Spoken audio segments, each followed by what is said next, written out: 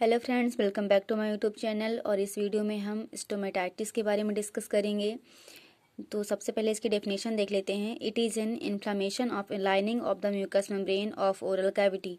ठीक है, तो जैसे कि आपको पता है कि हमारी जो जीआई ट्रैक्ट होती है उसकी जो इनर लाइनिंग होती है उसे हम म्यूकस मेम्ब्रेन कहते हैं। तो जब ओरल कैविटी की म्यूकस मेम्ब्रेन पे इन्फ्लामेशन होता है तो हम उसे स्टोमेटाइटिस बोलते हैं।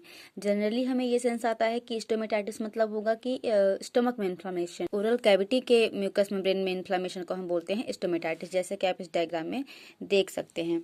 नेक्स्ट हम डिस्कस करते हैं इसकी एटियोलॉजी।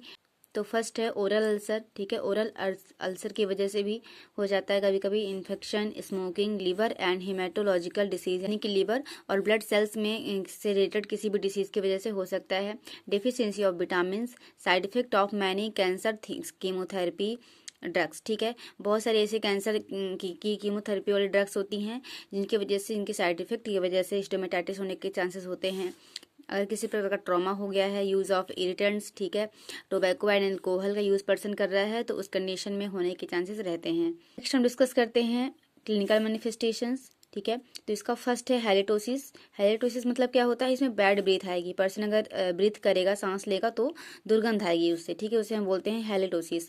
सोर थ्रोट होगी। ठीक है, माउथ में अल्सर फॉर्म हो जाते हैं। ठीक है, छाले पड़ जाएंगे। इंक्रीज बॉडी टेम्परेचर इंक्रीज रहेगा। एक्सेसिव सलाइवेशन होगा पर्सन में। और कोटेड टंग होगी। कोटेड टंग का क्या मतलब होता है, मतलब कि जो डेड सेल्स होती हैं, बैक्टीरिया या वायरसेस होते हैं, उनकी एक लेयर लग जाती है टंग में। ठीक है, जिसकी वजह से वहां पर व्हाइट कलर का सरफेस बन जाता है या येलिश कलर का टंग में सरफेस बन जाता है, उसे हम बोलते हैं कोटेड टंग। नेक्स्ट है इसका मैनेजमेंट। तो मैनेजमेंट में हम क्या करेंगे, मेडिकल मैनेजमेंट में एनाल्जेसिक्स पर्सन को दे सकते हैं, एंटीबायोटिक्स देंगे। ठीक है, एंटीपायरेटिक्स दे सकते हैं, बीटा कॉम्प्लेक्स दे सकते हैं।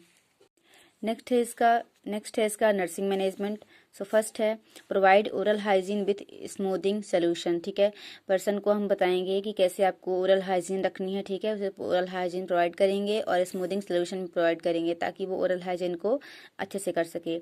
Administer topical medication as prescribed. ठीक है, अगर पर्सन को या पेशेंट को टॉपिकल मेडिकेशंस प्रिस्क्राइब्ड हैं तो आपको एडमिनिस्टर करना है।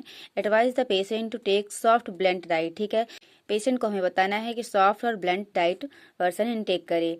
Vitamin supplement should be given. Vitamin के सप्लीमेंट्स पर्सन को देना है।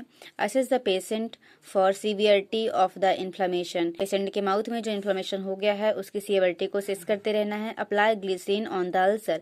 जो अल्सर हो गए हैं माउथ में, उनमें हमें ग्लिसरीन अप्लाई करना है। Maintain nutritional pattern of the patient either by IV feeding और ओरली। हमें पेशेंट की न्यूट्रिशनल पैटर्न को मेंटेन करके रखना है, या तो हमें IV फीडिंग देनी है या हमें ओरली भी पर्सन की न्यूट्रिशनल पैटर्न को मेंटेन रखना है। Instruct to avoid the contact of mouth with chemicals. Patient को हमें बताना है कि कोई भी किसी प्रकार की कोल्ड ड्रिंक वगैरह वो इनटेक ना करे, यानी कि किसी भी प्रकार के केमिकल से वो अपने माउथ को उस कॉन्टेक्ट में ना लाए।